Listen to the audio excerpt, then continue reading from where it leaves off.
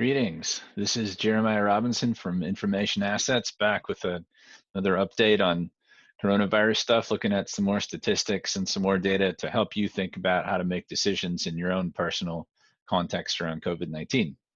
I'm going to do a little bit more national statistics today and then get into a nice thing that we're seeing in Wisconsin right now and talk about another concept called 12-day growth rate, which is a proxy for whether the virus is growing and how many people are getting it or have it total, or whether it's shrinking. So I'm going to start by sharing my screen, and I'm going to show a bubble race of all the states. So we can kind of get the history of where COVID-19 has been in the US from the beginning till now. And note that COVID-19 was in states that didn't know it. So we'll see that Washington starts to top out here first, but that doesn't necessarily mean it was in Washington first. It might have been in New York first. Now, we all know the story of New York getting a crazy amount of cases right away, and it still leads the nation in cases. New Jersey's, really trying hard to keep up with New York. And we can see all the dark blue states are racing out ahead. New England, Mid-Atlantic, that part of the country. Michigan and Louisiana were in the news early for having it. Massachusetts had a big outbreak at a conference. Pennsylvania is right next to New York, so it's got cases. And then Illinois has, Chicago is a big city that's also got a lot of cases. California is a huge place. So per capita, it doesn't have that many people, but it has a lot of people. So it's moved to the right because it's got a lot of cases, but cases per 10,000 that are active, it's not quite as high. Rhode Island had a lot of cases and now it's starting to drop. New York slowly dropping. We can see, the whole trend out here. The West has generally got a crazy amount of cases in any particular place. The South is similar. Cases per 10,000 who are actively infectious isn't too much above like about 20 in very many places in the South. Mississippi's up higher. Delaware and District of Columbia are sort of, marginally south. They're right next to the Mid-Atlantic region too, so they probably got some spillover from places like New York. And so we can see sort of the progress of the whole thing. Everybody's kind of gradually moving this direction, but how fast things change is really, really important.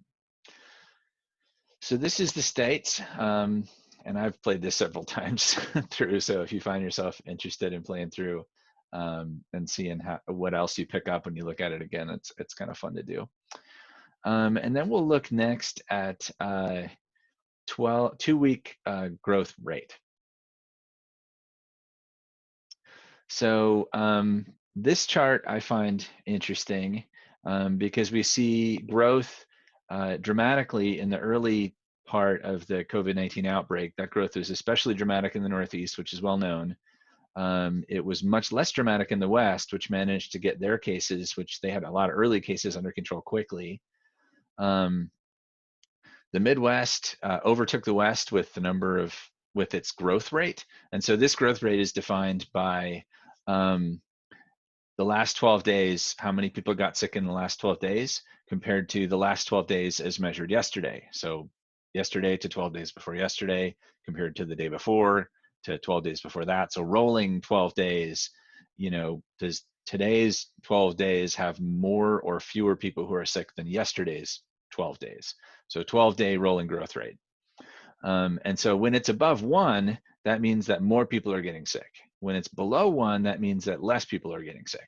Now, it can be below 1, and you can still have a lot of people getting sick, but more people are getting sick than are getting better. Now, this isn't exact. There's better numbers out there for R-naught, but this is a proxy based on the information that's publicly and easily accessible. And it's not bad. It seems to match relatively closely with the other estimates I've seen. And there's lots of smaller areas that aren't experiencing positive trends, but generally the country is all staying below 1.0. And we could say, the Northeast is doing the best because they're getting really low, but it's not, when you do the trade-off between the economy and people's health, the further you get below 1.0, the more in favor of like people's health you're moving. If you start getting above 1.0, then you start getting in dangerous territory where you're definitely trading economic benefit for people's health. So I don't know. Everybody's got a different opinion. Somewhere below 1.0 is good. How close you want to be to 1.0 depends on how much you think the economy should be prioritized versus people's health. We can see New York and New Jersey have been trending way, way, way down. So their cases are dramatically reducing over time, and we'll see that in other charts. The Midwest is all still reducing cases, but not as quickly. When we do look at the Midwest, we see there's two parts in the Midwest, and we'll see this here. The East North Central part, which includes Michigan and Chicago, grew much more quickly early on, and now the Western part is starting to grow pretty quickly. You know, where we're starting to see like Nebraska and Iowa and a couple other places are seeing quite a few cases. So Minnesota has a 12-day growth rate that's above 1, right, which isn't good. Nebraska also has a 12-day growth rate above 1, and they're currently the only ones who do. Kansas recently did, but just got it under control. Iowa recently did, same story. So that's kind of where we're at in terms of who's growing in the number of cases and who's shrinking in the number of cases. Let's see, if we look at the total number of cases who are actively infectious, we see a pretty similar trend. So the Northeast had this huge spike and now it's dropped really rapidly. So less than half as many people are actively infectious as they were at the peak, which is great. Midwest continues to grow in the number of people who are actively infectious, although we did have a little bit of a drop off in the last few days. And I want to look at Wisconsin real briefly here. And this is a bit of a positive story because there was some real trouble, and I think a linear graph might be the best way to look at it. So we can see the progression of COVID-19 in terms of people who were actively infectious over the past couple of months here. And the southeastern part of the state, with Milwaukee in particular, got a lot of attention because there's a lot of urban areas there, Racine, Kenosha, Milwaukee. So they hit a peak of how many people were actively infectious back in mid-April, and then they had a drop off, and now there's an increase in how many people are actively infectious in the southeastern part of the state per 10,000 people. So we can see that originally Milwaukee was sort of, you know, the place that had the most people, this bar right here. And then we look over here and we can see that now it's Racine and Kenosha that are leading with 150 people per 10,000 who are getting sick and or who are sick, and 150 people per 10,000 in Racine. If we look at the northeastern part of the state, which got a lot of attention because of this really dramatic sharp spike curve, which is the sort of thing they saw in New York, it scared a lot of people, and rightfully so. And everybody knows at this point that that was concentrated in Brown County. Well, finally, as of just a few days ago, Brown County, broke their fever and they're started to decline. They're still at a lot of cases per 10,000 people who are actively sick, somewhere in the 200 range, which is pretty high. It's not as high as New York was at its peak, but it's pretty high. But that's really good news that Brown County has broken the peak. And there's some assumptions in this chart. There's assumptions in this rate in general. I'm assuming a death rate, and I'm almost assuming percent of unreported.